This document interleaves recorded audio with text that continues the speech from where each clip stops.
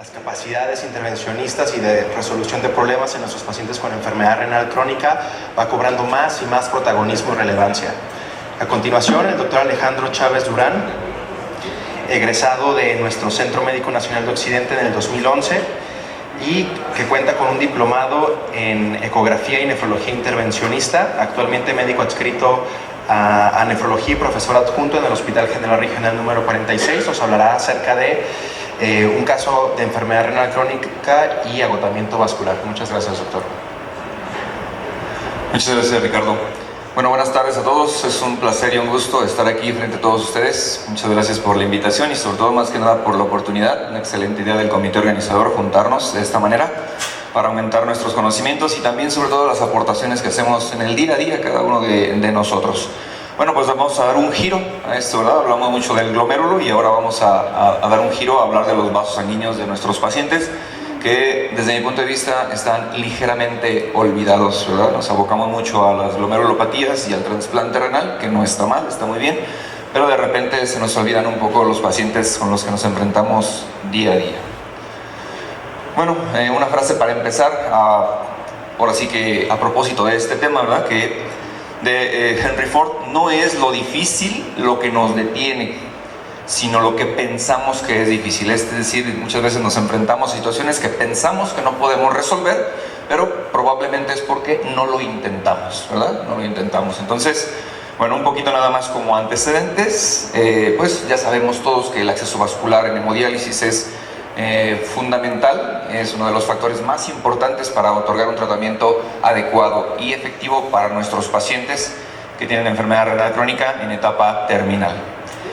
Las guías, obviamente, KDOQI no han cambiado, las recomendaciones a nivel internacional, siguen siendo las mismas. De acuerdo con estas, pues obviamente la fístula arteriovenosa y el injerto vascular siguen siendo, pues definitivamente la mejor opción para los pacientes en hemodiálisis.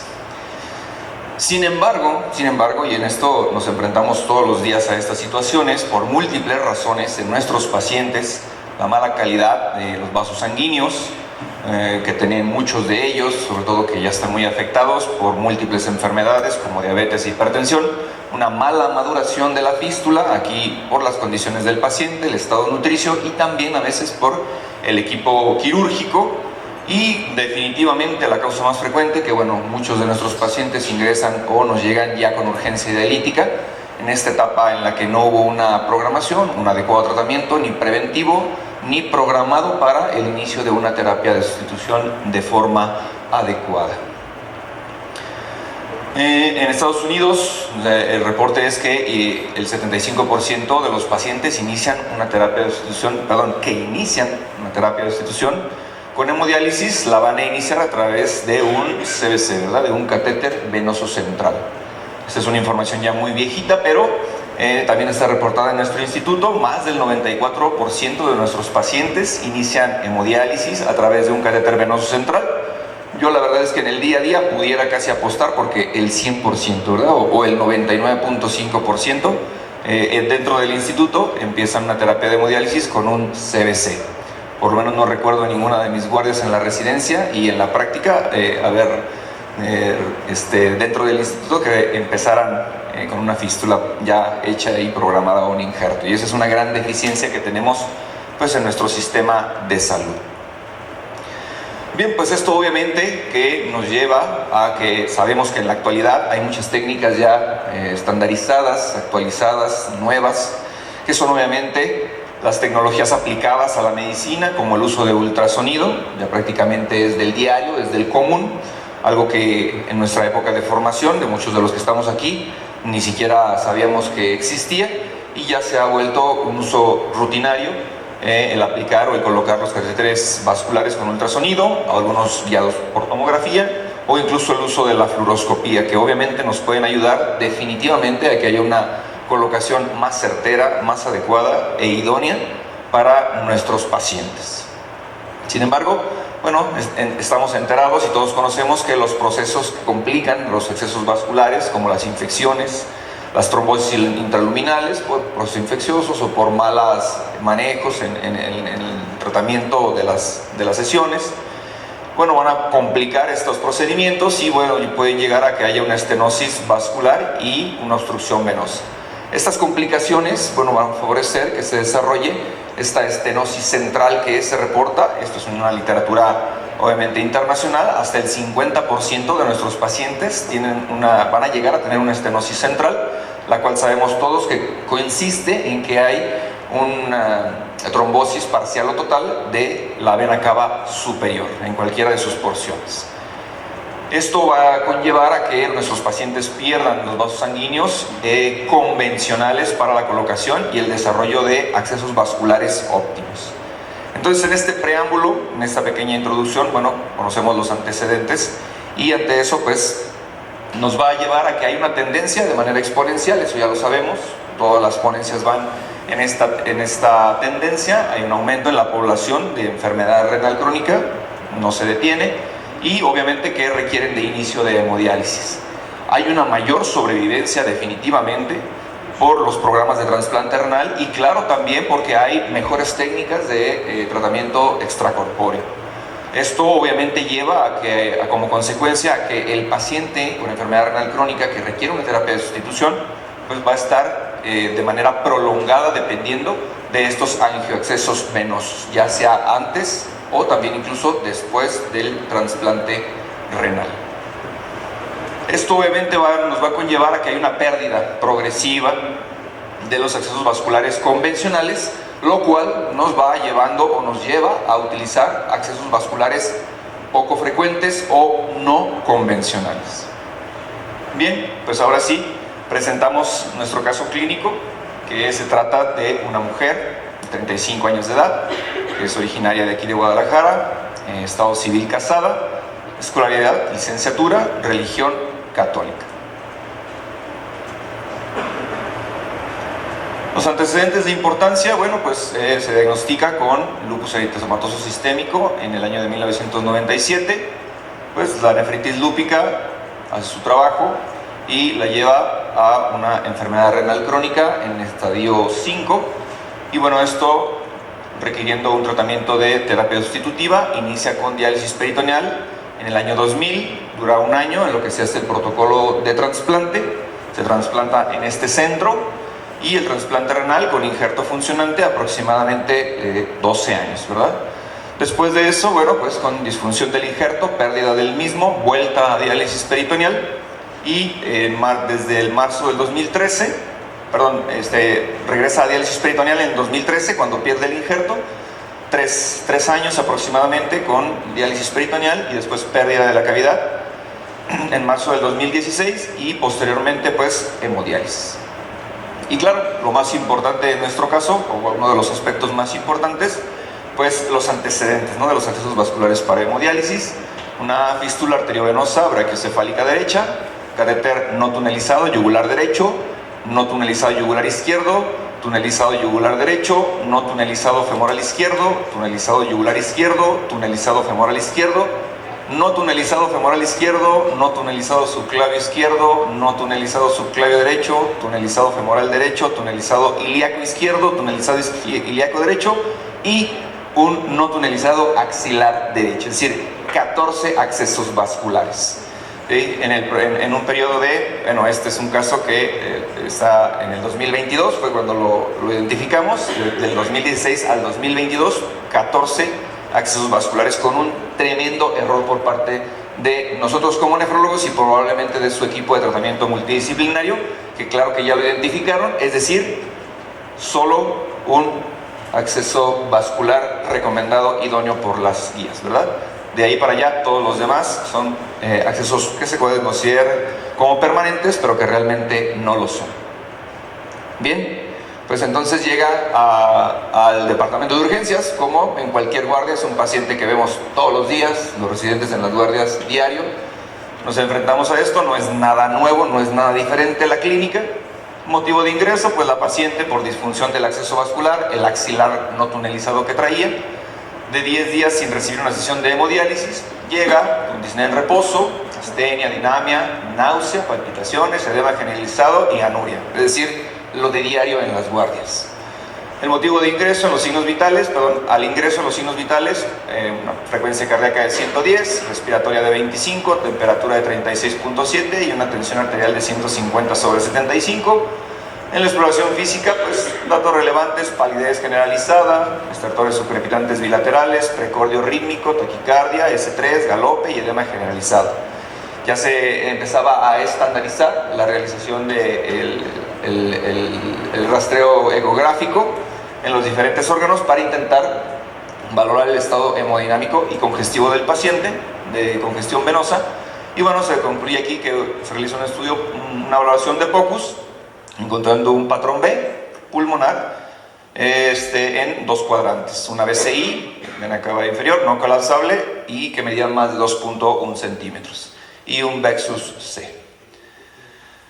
Entonces, la analítica, pues clásica de la guardia: hemoglobina de 6.9, plaquetas 242, urea de 367, creatinina de 19, glucosa de 102, ácido úrico de 9.4, sodio normal, potasio de 8.7, pH de 7.2, bicarbonato de 4. Es decir, algo que vemos diario. Pero pues, nos llegó a un residente R2, R3 de nefrología, pues esto rápidamente lo resuelve porque le pone un catéter y lo hemodializa inmediatamente. Aquí el problema es que ya no tiene catéteres y ya no tiene por dónde hemodializarse, ¿verdad? Y ya no tiene por dónde ponerse catéter. Entonces, sí, ok, por favor. ¿Cuál es la evolución clínica? Bueno, como buenos nefrólogos, a pesar de que sabíamos la condición, pues se realizan intentos por colocar, por salvar a la paciente, un hemoacceso, claro, ecoguiado, como en la actualidad se debe de hacer. Sin embargo, pues sin lograr pasar la guía metálica, a pesar de que en algunos puntos que se intentaron, pues se lograba obtener retorno venoso, pues era imposible pasar la guía metálica. Inmediatamente después de esto se realiza una angiotac de tórax, abdomen y pelvis, en la cual se reporta que hay una estenosis venosa en el territorio de la yugular y subclavia bilateral y vena cava superior, es decir, una estenosis venosa central. Estenosis femoral e ilíaca bilateral. Solo permeable la vena cava inferior. Entonces, con esto integramos el diagnóstico de síndrome de agotamiento vascular, que se define como la imposibilidad de poner un acceso vascular venoso permanente en un acceso convencional. Así se define el síndrome de agotamiento vascular. Entonces, bueno, pues obviamente como buenos médicos nefrólogos, pues no podemos ya, y le pedimos la interconsulta a nuestro servicio de angiología, cirugía angiología. Y ellos amablemente nos dicen que pues por el momento pues no están en posibilidades de resolver porque pues el paciente pues está muy grave, no es candidato, y pues la intervención implica un riesgo muy altísimo y aparte pues tiene mal pronóstico, ¿verdad? Entonces pues obviamente nosotros decimos, ¿y ahora qué? Falta aquí me faltó el poner el código QR para que dijeran qué hacer, ¿verdad? En este caso. Y también el meme de un personaje que representa parte de la historia de nuestro país recientemente. ¿Y ustedes qué hubieran hecho, verdad? ¿Y ustedes qué hubieran hecho? Bien, pues entonces rápidamente nos vamos a resolver el caso, regresando y retomando las guías que hay para agotamiento vascular de la CADOC y la CADIGO y de todos los que existen, ¿verdad? ¿Verdad que sí? No hay unas guías, o por lo menos no están establecidas, no hay nada consensuado, no hay un manejo homogéneo para los síndromes de agotamiento vascular.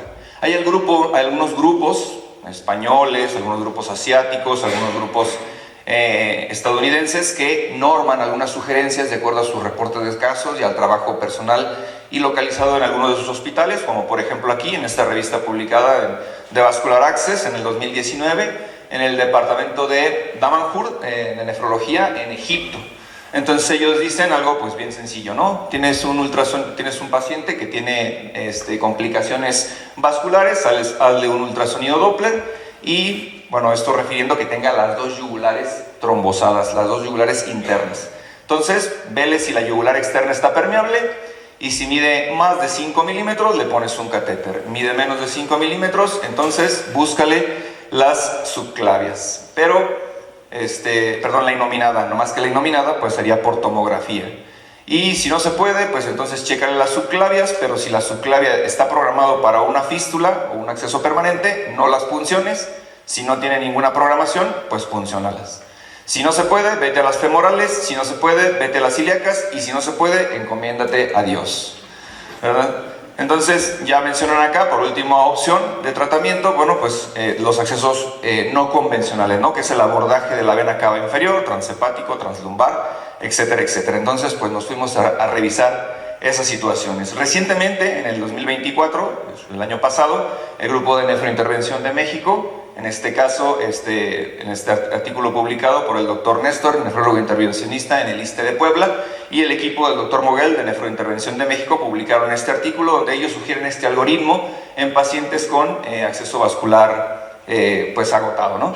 Entonces ellos dicen que si el paciente ya le hiciste el diagnóstico de acceso de agotamiento vascular, pues primero hay que ver si el paciente tiene alguna manera de regresar a diálisis peritoneal. Si tiene, pues ya le solucionaste la vida. Y si no, bueno, pues entonces hay que hacerle una angiotomografía para saber en qué condiciones están los vasos periféricos. ¿Hay alguna posibilidad por medio de la angiotomografía de intentar algún vaso sanguíneo convencional? Inténtalo, guiado por ultrasonido.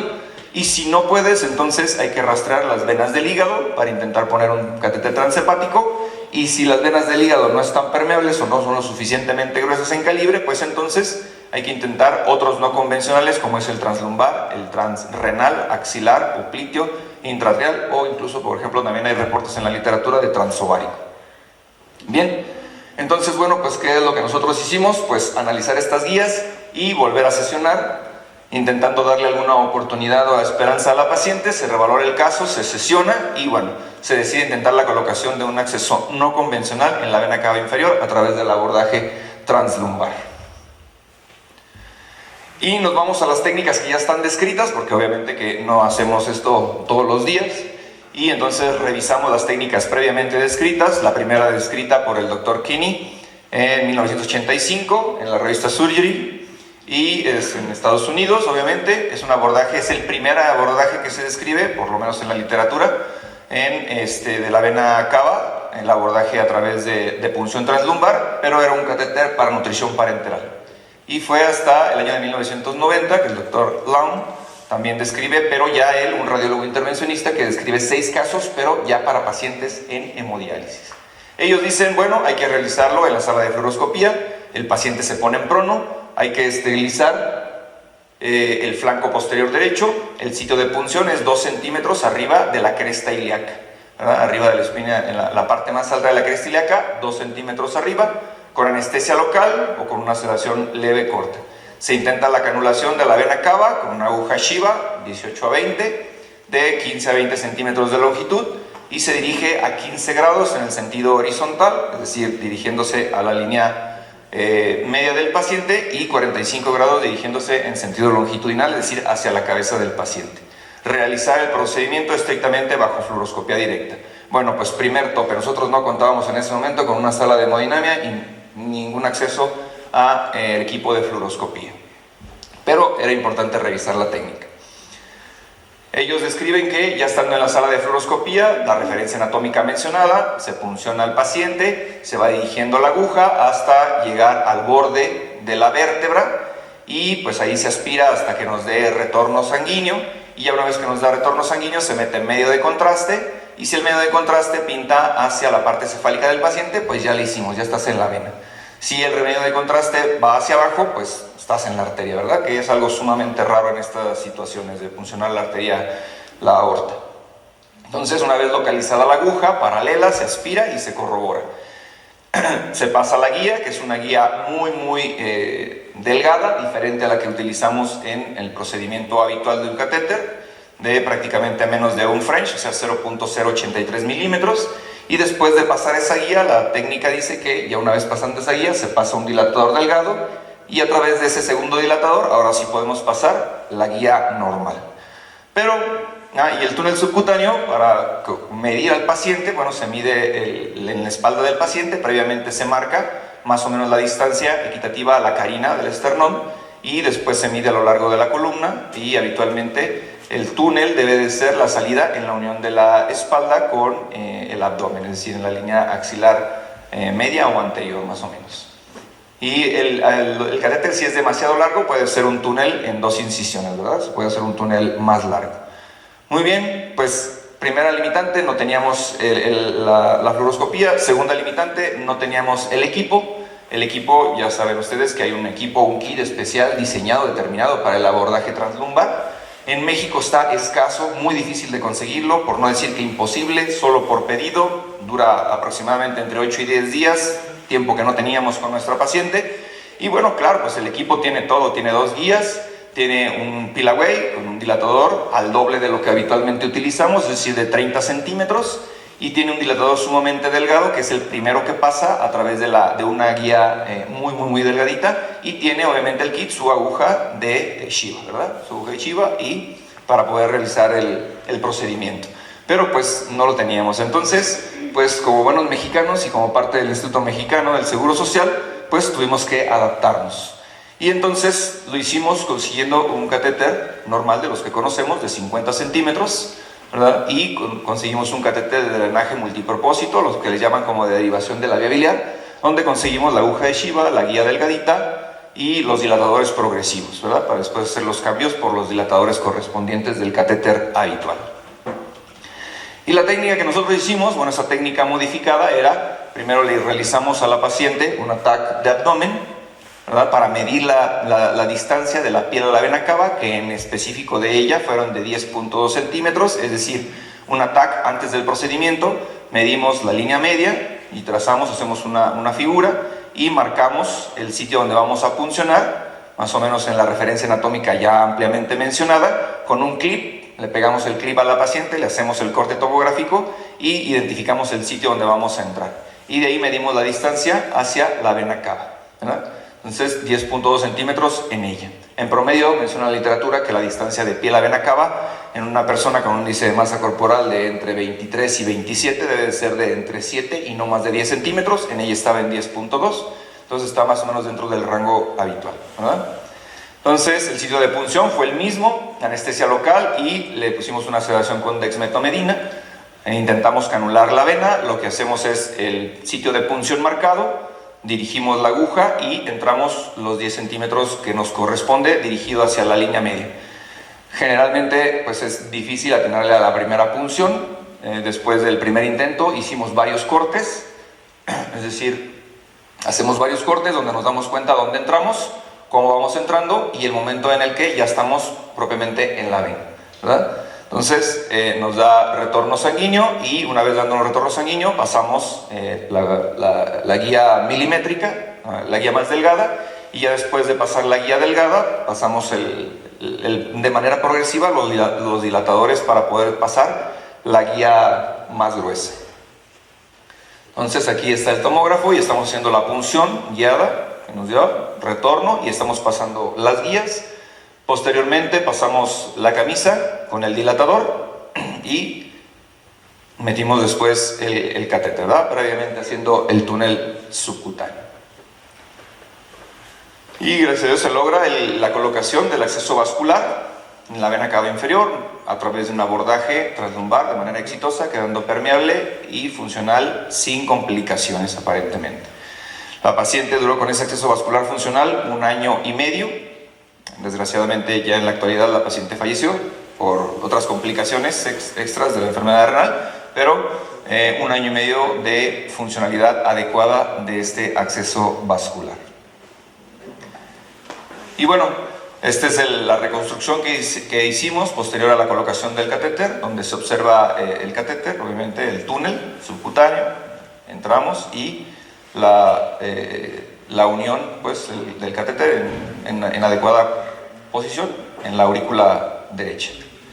Esa es la radiografía de control de la paciente con la punta en la aurícula derecha, que es donde debe quedar la punta de los accesos vasculares. Y bueno, ya casi concluyendo, solo retomando algunos puntos importantes del síndrome de agotamiento vascular. Como ya lo había mencionado, se define como esta imposibilidad para colocar un acceso vascular convencional permanente que permita llevar a cabo una adecuada terapia con hemodiálisis. Las guías Kadoki mencionan que los accesos convencionales para colocar los catéteres venosos centrales siguen siendo las mismas. En primer lugar, la vena yugular interna, en segundo lugar, la vena femoral y tercero, la vena subclaviana. No tan recientemente, pero hay ahí un consenso que menciona que lo ideal sería en primer lugar la vena yugular del lado derecho, ¿verdad? En segundo lugar la vena femoral del lado derecho, en tercer lugar la vena femoral del lado izquierdo, en cuarto lugar la vena yugular del lado izquierdo, en quinto lugar la vena subclavia del lado dominante del paciente, y en último lugar la vena subclavia del lado no dominante del paciente. Ese sería en este último consenso, donde hay algunos ajustes de las guías. Ellos sugieren que fuera en ese orden, hablando de accesos vasculares convencionales para intentar colocar un catéter venoso central. Y hablando de cuáles son los accesos vasculares no convencionales, bueno, pues se definen como aquellos que están en venas colaterales, por ejemplo la poplitea o la axilar, o incluso recanalizar las venas que ya están trombosadas, ¿verdad? La recanalización a través de balones, dilatar y volver a poner donde mismo un acceso vascular. Y también el abordaje de la vena cava inferior, que fue específicamente lo que nosotros hicimos.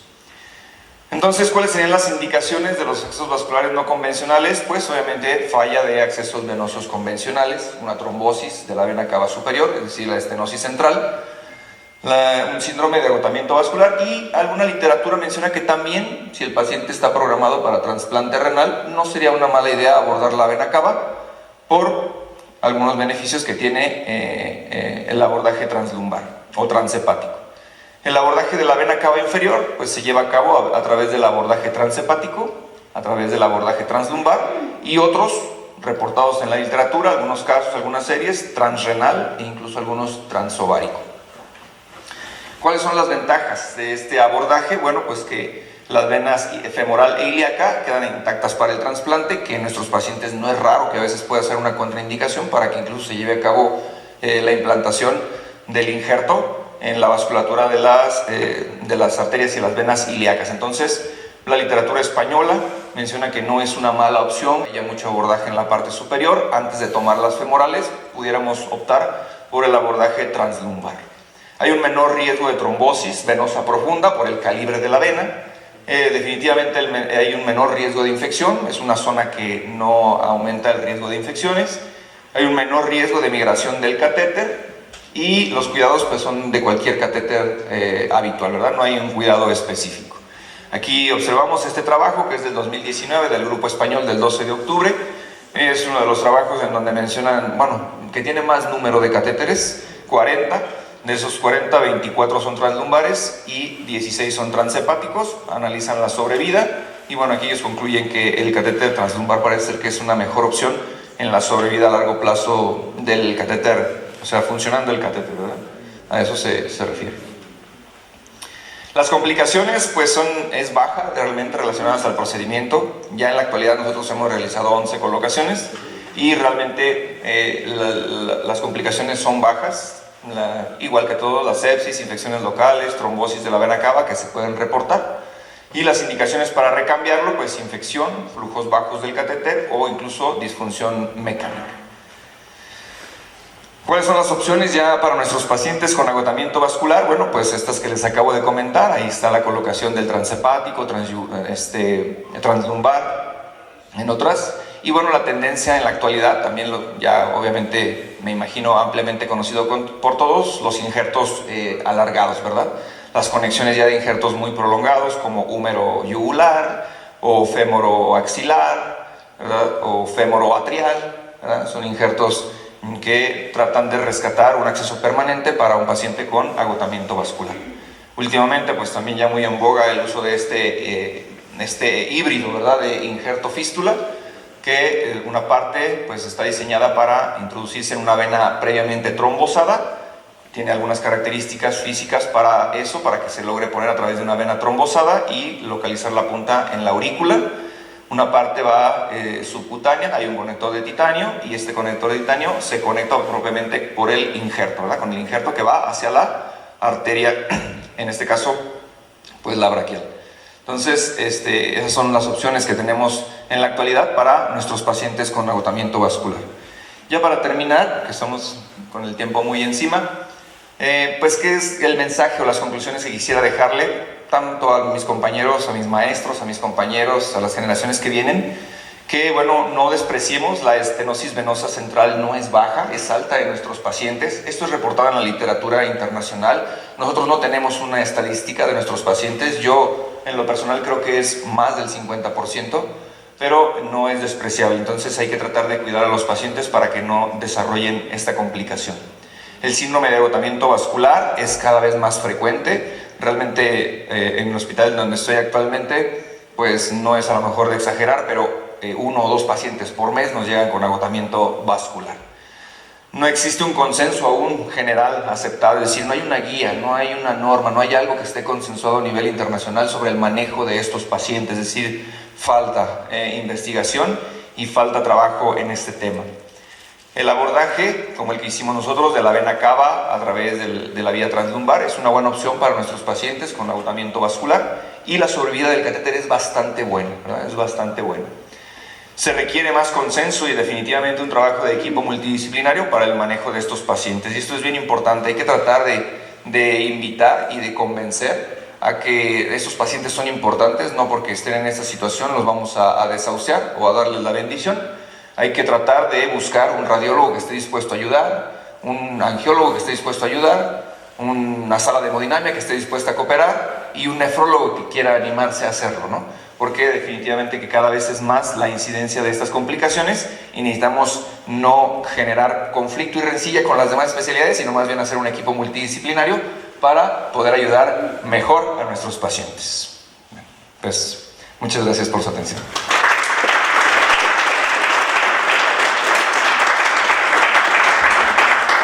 Muchas gracias, doctor. Creo que acaba de arrojar bastante luz sobre el tema. No sé, yo creo que algunas 2 preguntas quizás para el doctor Alejandro y para el resto de casos clínicos que se presentaron. No sé si hay alguna duda o pregunta.